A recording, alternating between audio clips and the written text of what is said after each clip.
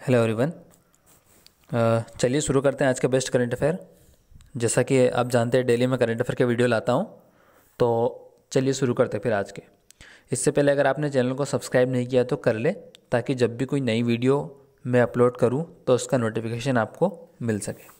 ठीक है, तो चलिए शुरू करते हैं। पहला क्वेश्चन है, राफेल उड़ाने वाली पहली भारतीय महिला पायलट कौन बनेगी?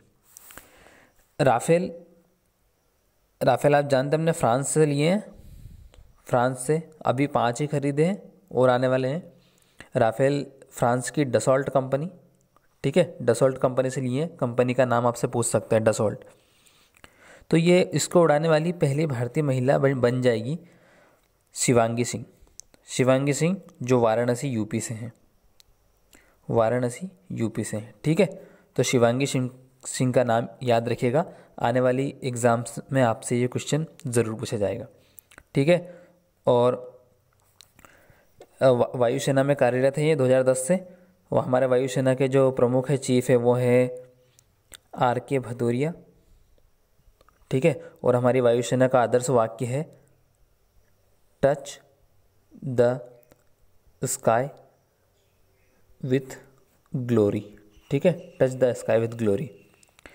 तो शिवांगी सिंह। आपसे ये पूछ सकते हैं कि पहली भारतीय महिला पायलट कौन थी विमान उड़ाने वाली, फाइटर विमान उड़ाने वाली? तो ये थी सरला ठकराल। सरला ठकराल, तो याद रखिएगा, ओवरऑल सरला ठकराल और राफेल उड़ाने वाली पहली भारतीय महिला शिवांगी सिंह। अभी जो 10 पायलट है हमारे पास महिला, उनमें से एक शिवांगी सिंह है। ठीक है, चलते अगले क्वेश्चन। पद्मश्री पुरस्कार विजेता शेखर बसु का निधन हो गया। यह कौन थे? शेखर बसु एक वैज्ञानिक के तौर पर जाने जाते थे और बहुत प्रमुख, बहुत बड़े बड़े पद पर इन्होंने कार्यभार संभाला है इनके जीवन में। अभी वर्तमान में ये क्या थे? वर्तमान में ये भारत के atomic energy commission of India के चेयरमैन थे। ठीक है, तो इनकी डेथ हो गई है। इन्होंने बार्क के निदेशक के रूप में भी कार्य किया है। BARC Bhabha Atomic Research Centre, ठीक है, जिसका हेडक्वार्टर मुंबई में है। इसके निदेशक के पद पे भी ये काम कर चुके हैं और अनुभवी, मतलब परमाणु वैज्ञानिक थे। ठीक है, तो ये थे क्या? वैज्ञानिक। बहुत जगह कलपक्कम परमाणु संयंत्र, इनको रिन्यू भी कराया था इन्होंने, मतलब बहुत अच्छे अच्छे काम किए थे। ठीक है, तो ये शेखर बसु, इनको याद रखिएगा, वैज्ञानिक थे। सीएट ने अपना ब्रांड एम्बेसडर किसे बनाया है? सीएट एक टायर निर्माता कंपनी है, आपने देखा होगा। ठीक है, सीएट। तो ये पहले तो ये क्या है, ये जो सीएट कंपनी है ये आरपीजी समूह की एक प्रमुख कंपनी है। आरपीजी समूह राम प्रसाद गोयनका समूह, राम प्रसाद गोयनका। ठीक है, तो उनकी एक प्रमुख कंपनी है सीएट, टायर निर्माता। इसने अपना ब्रांड एम्बेसडर बनाया है आमिर खान को। आमिर खान को, ठीक है। एक क्वेश्चन और एग्जाम में बहुत पूछा जाता है कि जो हुंडई है, हुंडई अपना ब्रांड एम्बेसडर इंडिया में किसे बनाया है उसने? ये मतलब अब इंडिया में हुंडई का ब्रांड एम्बेसडर कौन है? तो वो है शाहरुख खान। ये क्यों पूछा जाता है? ये इसलिए पूछा जाता है क्योंकि पिछले 22 सालों से यही इसके ब्रांड एम्बेसडर है इंडिया में, शाहरुख खान ही, हुंडई के। ठीक है, और अभी अभी न्यूज़ में सोनू सूद थे, सोनू सूद, उनको जो एसर कंपनी है, ACER, एसर, जो लैपटॉप और कंप्यूटर PC निर्माता जो कंपनी है, उसने अपना ब्रांड एम्बेसडर बनाया है। ठीक है, ताइवान की एसर। तो सीएट ने अपना ब्रांड एम्बेसडर आमिर खान को बनाया है। ठीक है, चलते अगले क्वेश्चन पे। अगला क्वेश्चन है, वैश्विक जोखिम रिपोर्ट 2020 में भारत का स्थान क्या रहा? ये वैश्विक जोखिम रिपोर्ट सुनने में अजीब लग रहा होगा, इसको इंग्लिश में करते हैं हम global risk index. Global risk index, ये इंडेक्स बेसिकली है क्या?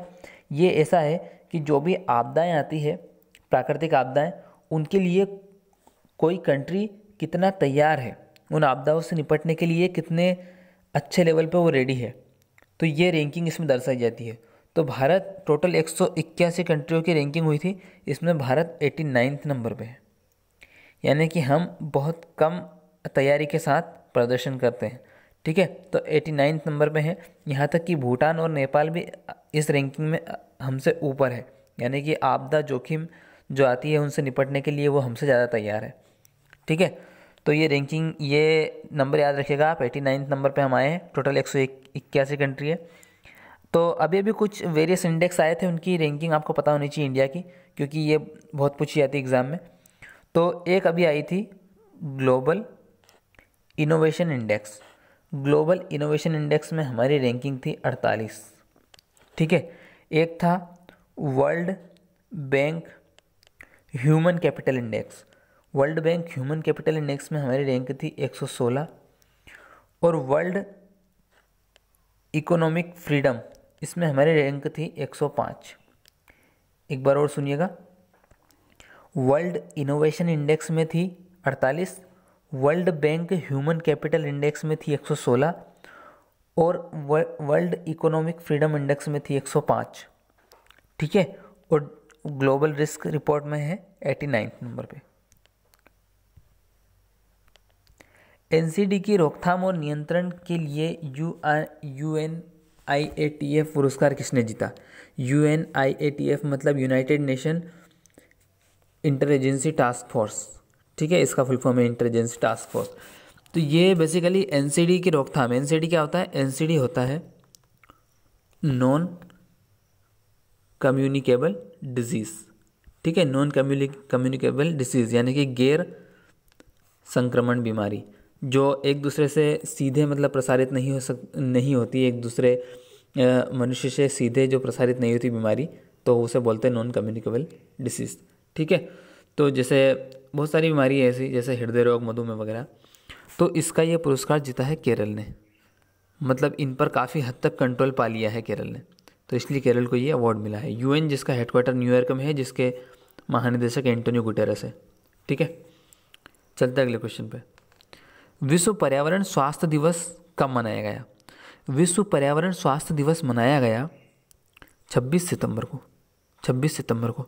इसको पर्यावरण दिवस से कंफ्यूज नहीं मत करना। जो एनवायरमेंटल डे होता है वो हम मनाते हैं 5 जून। ठीक है, तो ये विश्व पर्यावरण स्वास्थ्य दिवस था 26 सितंबर को, 5 जून को हम मनाते हैं पर्यावरण दिवस। चलते अगले क्वेश्चन पे। किस कंपनी ने भारत में बिक्री और उत्पाद पर प्रतिबंध लगा दिया है? यानी कि भारत में बिक्री और उत्पाद बंद कर दिया गया है। ये क्वेश्चन यहाँ से थोड़ा सा कट गया है। तो भारत में बिक्री और उत्पाद बंद कर दिया है, इन्होंने घोषणा कर दी है। 90% चांस है कि ये अब भारत से अपना बिजनेस हटा लेंगे। तो ये किया है हार्ले डेविडसन ने। हार्ले डेविडसन, ये बाइक बहुत मतलब दुनिया की जो टॉप मोस्ट ब्रांड है बाइक में, उनमें इसका नाम आता है। ठीक है, टॉप 10 में। तो ये है हार्ले डेविडसन। अमेरिकी कंपनी है ये। इसके कई कारण हो सकते हैं, या तो ज़्यादा टैरिफ लगा रही है इंडियन गवर्नमेंट, या थोड़ा सा इकोनॉमिक फ्रीडम कम मिल रही है। इसके कई कारण हो सकते हैं। ठीक है, तो ये हार्ले डेविडसन, ये प्रधानमंत्री मनमोहन सिंह के टाइम में ये कंपनी भारत में आई थी, क्योंकि एक समझौता हुआ था कि हम भारतीय जो आम है वो आपको बेचेंगे और आप आपकी कंपनी को हमारे यहाँ बिजनेस करने के लिए भेजिए। तब ये हार्ले डेविडसन आई थी। ठीक है, तो अब ये छोड़ के जा रही है यहाँ का भारत का उत्पादन और बिक्री बंद कर रही है। तो आज के क्वेश्चन में इतना ही, आज की वीडियो में इतना ही। वीडियो कैसा लगा कमेंट करके बताइएगा, लाइक कीजिए और हमारे चैनल को सब्सक्राइब कीजिए। और अगर आप कंपटीशन एग्ज़ाम की तैयारी कर रहे हैं तो प्लेलिस्ट में जाके मैथ, हिंदी और पॉलिटिक्स वगैरह के काफ़ी बेहतरीन वीडियो, बेहतरीन कंटेंट वाले वीडियो सर ने बना के रखे हैं, तो वो जाके देखिए। ठीक है, बाय बाय, ठीक है।